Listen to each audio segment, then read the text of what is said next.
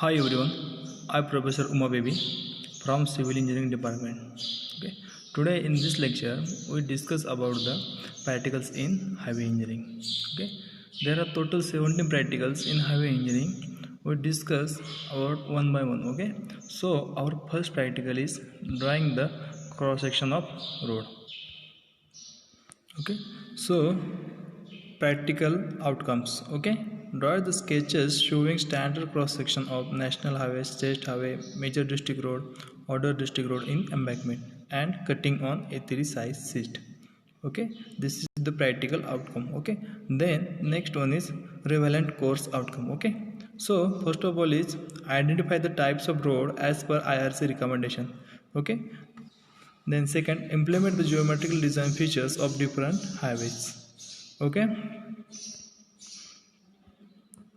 then start. Okay, so this is the cross section of road. In the cross section there are different components on roads. Okay, this is the carriageway, formation weight, shoulders, road margins, bumps, side slope, toe, setback distance, longitudinal drains. Okay, bond stone, building lines, control lines. These are all are the various components. Okay, we discuss one by one. Okay, so first of all, element of road. First one is carriageway. The width of pavement way on which vehicles travel is called as carriageway or pavement width. Okay, तर बघा carriageway म्हणजेच काय की जर ज्यावरून actual movement of traffic होते, ठीक आहे, त्याला आपण कॅरेजवे असं म्हणतो. तर बघा या ठिकाणी जर सिंगल लाईन जर तुमचं कॅरेजवे असेल देन तुमची जी विड्थ असते 3.75 मीटर असते. ओके, जर तुमचा 2 लाईनचा जर कॅरेजवे असेल विदाऊट कर्व देन 7 मीटर तुमची विड्थ असते. जर suppose 2 line carriageway with raise curve आहे तर 7.50 मीटर तुमची विड्थ असते. Okay, then fourth one is multilane payment जर असेल तर 3.50 मीटर पर लाईनसाठी ॲड करायचं. Okay, then this is the picture of carriageway, पाहू शकता तुम्ही. Okay, then next one is formation width. Okay, formation width is the top width of a highway embankment excluding the side lines. Okay, म्हणजेच काय की carriageway plus shoulders यांची जी सम असते त्याला आपण काय म्हणतो, फॉर्मेशन विड्थ असं म्हणतो. ओके, तर तीच फॉर्मेशन विड्थ बघा, जर तुमचं नॅशनल हायवेचं किंवा स्टेट हायवे जर असेल सिंगल लाईनचा प्लेन अँड रुलिंग टेरेमध्ये देन तुमची ती फॉर्मेशन विड्थ असेल 12 मीटर. ओके, आणि जर तो जर माउंटेन्स टेरेमध्ये जर असेल तर 6.25 मीटर असते.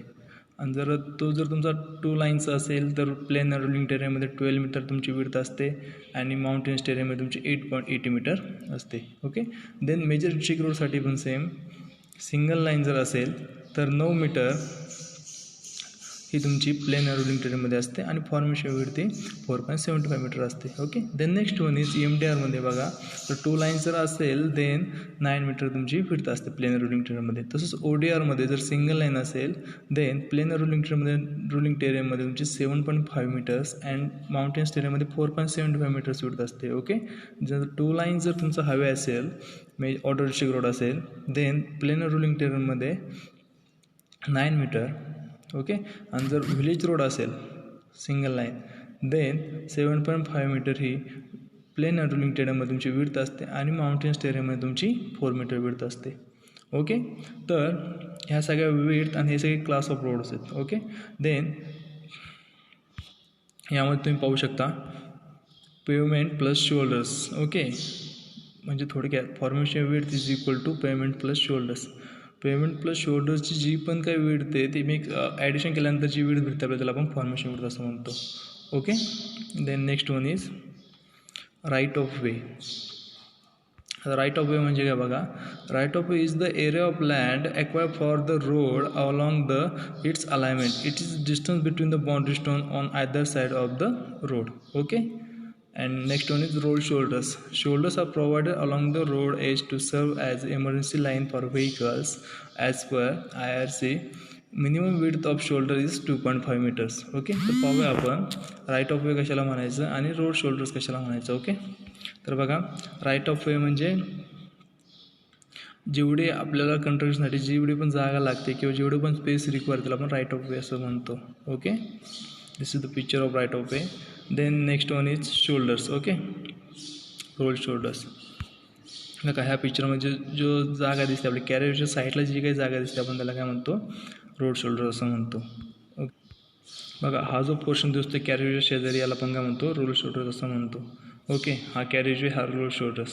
Okay, and right of way म्हटल्यानंतर हा इथं बघा खाली between the two boundary stone जे डिस्टन्स आहे त्याला आपण राईट ऑफ वे असं म्हणतो. ओके, तर ही पिक्चर आहे रोड शोल्डरची. ओके, त्याचं फंक्शन काय असतं, टू सपोर्ट द कॅरेजवे, कॅरेजवर सपोर्ट करण्याचं काम कोण करतं, रोड शोल्डर्स करतो. Okay, then next one is side slope. Okay, the slope of earthwork in filling और in cutting is called as side slope. It impart stability of earthwork. तर बघा side slope म्हणजे या प्रमाणात जसं की फिगरमध्ये दिसतं आहे आपल्याला हा कॅरेजवे आणि हे जो साईड स्लोप प्रोव्हाइड केला आहे. ठीक आहे, ही एम्बॅकमेंटमधली फिगर आहे, cut cross section in embankment. Okay, त्यामध्ये साईड स्लोप या पद्धतीने प्रोव्हाइड केला आहे. Okay, then next one is berms. The distance between the road toe and the inner edge of the barrow pit is called as berm. It prevents the erosion of the embankment soil. Okay, then next one is boundary stone. To indicate the boundary of land acquired for the road, stones are driven into the ground at 30 meters distance on either sides from the center line of the road. These stones are known as boundary stone. म्हणजेच काय बघा, berms म्हणजे काय की the distance between the road toe and the inner edge of the borrow pits. Okay, जे पण काही distance आहे कशाच्यामधलं, रोडच्या टोमधलं and the inner edge of the borrow pits आणि रोड टोचं जे काही डिस्टन्स आहे दोघांमधलं त्याला आपण बर्म्स असं म्हणतो. ओके, याचं काम काय असतं, याचं फंक्शन्स काय आहे, it prevent the erosion of the embankment. जे पण काही एम्बॅकमेंटची सॉईल आहे त्याला प्रिव्हेंट करतं, इरोजन त्या सॉईलचं इरोजन होण्यापासून हे प्रिव्हेंट करतं. ठीक आहे, किंवा त्याला स्टॅबिलिटी प्रोव्हाइड करण्याचं काम करतं, बर्म करतं. ओके, आणि बाउंड्री स्टोन म्हणजेच काय बघा, to indicate the boundary of land required for the road. बघा बाउंड्री स्टोन काय डिपेंड करतो की आपल्याला किती लँड रिक्वायर्ड आहे. ओके, फॉर कशासाठी, कन्स्ट्रक्शन ऑफ रोड. ठीक आहे, थोडक्यात रोडची जी बाउंड्री दाखवण्याचं काम करतं ते कोण करतो, बाउंड्री स्टोन असं करतो. ओके, ठीक आहे, तर पाहूया आपण. बघा बर्म्स म्हणजेच काय की ह्या फिगर म्हणजे दिसते तुम्हाला साईडने प्रोव्हाइड केला, याला बर्म्स असं म्हणतात. Okay, then next one boundary stone. Okay, ही आहे boundary stone. Next third one is side drains. For the drainage of rainwater, drains are provided on either side of the road. Okay, normally the side drains are required for the road in cuttings. For road in complex side drains is not necessary. बघा, जे side drains जे असतात त्या ज्या road in cutting जर असेल तुमचा, जर क्रॉस सेक्शन तुमचं कटिंगमध्ये असेल देन तुम्हाला side drains is necessary. But जर तुमचा एम्बॅकमेंटमध्ये जर असेल then it is not necessary. Okay, then building line. The distance from the centre line of the on the road either side within which the construction of building is not permitted is called as building line. म्हणजेच काय बघा की एक अशी line की त्याच्या पुढं आपण कन्स्ट्रक्शन करू शकत नाही, किंवा एक बाउंड्री कशाची, जी बाउंड्री कन्स्ट्रक्शन ऑफ बिल्डिंगचं जे पण काही कन्स्ट्रक्शन आहे त्यासाठी जी पण काही एक बाउंड्री त्याला आपण बाउंड्री लाईन, बिल्डिंग लाईन असं म्हणतो. ओके, तर फिगर आपण क्रॉस सेक्शनमध्ये पाहूया. बघा यामध्ये जे दिसते तुम्हाला बिल्डिंग लाईन. ओके, ही बिल्डिंग लाईन्स. ओके, चला तर पाहूया मग. आणि नाही दिस इज साईड ड्रेन्स. ओके, ह्याचे साईड ड्रेन्स, ह्या side drains necessary road in cutting जर असेल तुमचा देन तुम्ही इट इज नेसेसरी. पण जर तुमचा रोड इन एम्बॅकमेंट असेल तर काय एवढं it is not necessary. Okay, then next one is control line.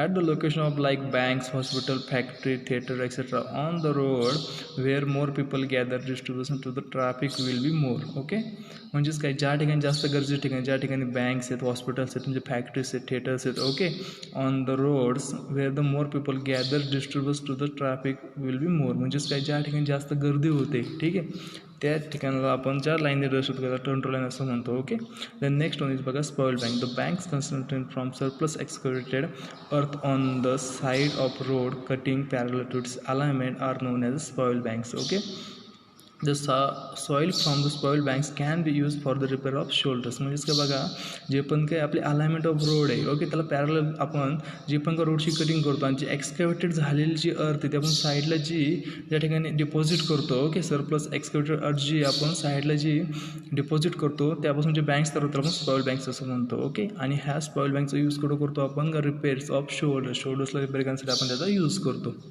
Okay, तर पहा मग ह्या याच्यामध्ये स्पॉइल बँक्स ह्या पद्धतीने. ठीक आहे, then next one is curve. The boundary between the payment and the shoulders और footpath are known as kerb. Okay, curve म्हणजेच काय, ही बाउंड्री कशामधली, पेमेंट आणि फुटपाथ यांच्या दोघांमधली जी बाउंड्री त्याला आपण कर्व असं म्हणतो. ओके, किंवा त्याला आपण सेपरेटर, ट्रॅफिक सेपरेटरसुद्धा म्हणतो. ठीक आहे, पाहूया आपण. हे पाहूया तर कॅरेजवे आणि फुटपाथ या दोघांमधली जी बाउंड्री त्याला आपण कर्व असं म्हणतो. Okay, thank you. तर अशा पद्धतीने आपलं हायवेचं पहिलं प्रॅक्टिकल होतं, drawing the cross section of road. Okay, अशा पद्धतीने आपण जेवढे पण रोडचे क्रॉस सेक्शनचे रोड जेवढे कंपाऊंड तेवढे पाहिले आपण, त्याच्या वेळ वगैरे पाहिल्या. ओके, तर अशा पद्धतीने आपलं पहिलं प्रॅक्टिकल होतं. थँक्यू.